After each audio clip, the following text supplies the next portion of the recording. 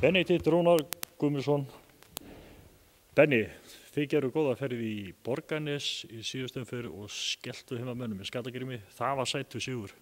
Já, virkilega sætur. Ég sammála því og líka bara gríðarlega mikilvæg stig í baráttunni og góð tímasetning á góðan leik. Við vorum byrjuðum illa en síðan fundum við taktinn í öðrum leikluta og unnum hérna góðan sigur og náðum ekki bara í stigin 2 heldur, náðum við innbyrðis líka á móti, þannig að það gæti talið þegar deildinni gerði upp. Þið náttúrulega komu ögnsærði til leiks eftir að hafa fallið úr leik í bikarnum á móti Grindvíkingum sem að koma í höllina á morgun og það verður eitthvað.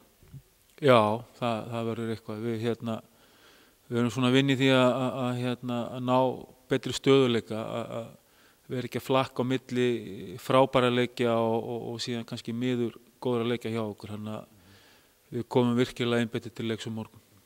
En allavega þótt svo að þessi tapleikur hafi komið hérna í bikarnum, þá eru samt 2 sigurleikir röð í deildinni sem er afar jákvætt.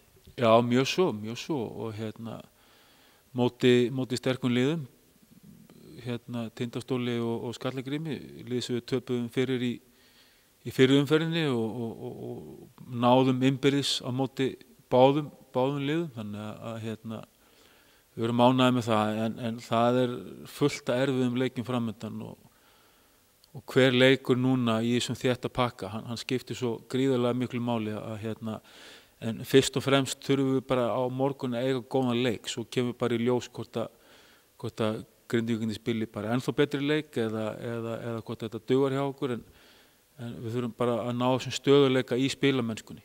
Og það eru eins og kannski hefur komið áður fram í viðtali hérna hjá okkur í vetur að í úrvalsdeild þá er engin léttur leikur, það getur engin leyst sér að mæta bara með einhverja stæla inn á völlinn, þú verður að hafa fyrir hlutunum.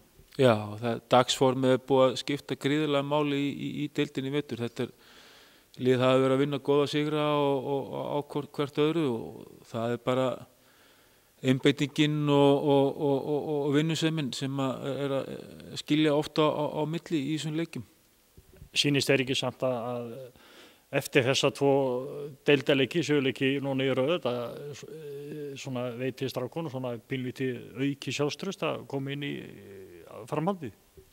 Jú, við erum búin að sýna okkur sjálfum að við getum þetta, en svo þurfum við að fara að ná þessum stöðuleika sem ég er að tala um og ná kannski svona 3, 4 kannski sigrum í röð og svona fara að tengja sigra svona, eins og er svo mikilvægt í keilunni, að tengja fellurnar, ekki vera að taka fellu svona annað slæði, heldur að tengja þá fer það að vega þyngra. Þannig að ef við ekki segja það, við erum svo góðir keiluspilar í dag, við erum að ná sér í tengingu. Já, það er vel við hægja, náttúrulega er keiludeildin og þó þeir eru að gera góða hluti þar og það er kannski fínt eins og þú segir að fara að tengja þetta bara við keilu og fara að ná fleiri fellum. Já, það er að segja samfelldu fellum. Já, nákvæmlega, við stefnum á fellu á morgun. Og við náttúrulega hvetjum bæjarbúa til þess að koma og hvetja liðið og fjölmenna í höllin, hafa nóg pláss.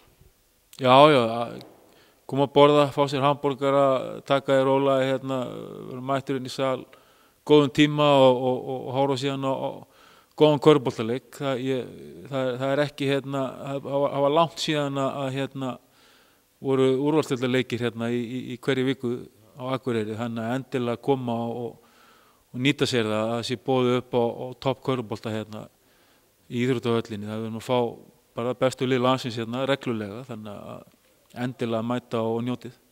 Það er veisla og svo náttúrulega eins og þú segir, svo verður veisla hamborgaraveisla eins og við margoft komið að í vetur og bara að gera fyrir fólk að koma bara með tóma maga og njóta þess að fá góða hamborgara. Það verður fírað upp í grillinu 3 korter fyrir leik, eitthvað í kringum 6:30.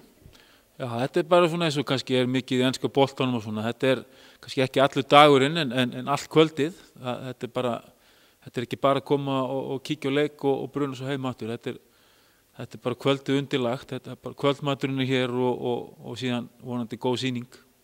Þannig þetta verður skemmtun? Já, ekki spurning. Takk fyrir gangið ykkur vel. Takk fyrir það.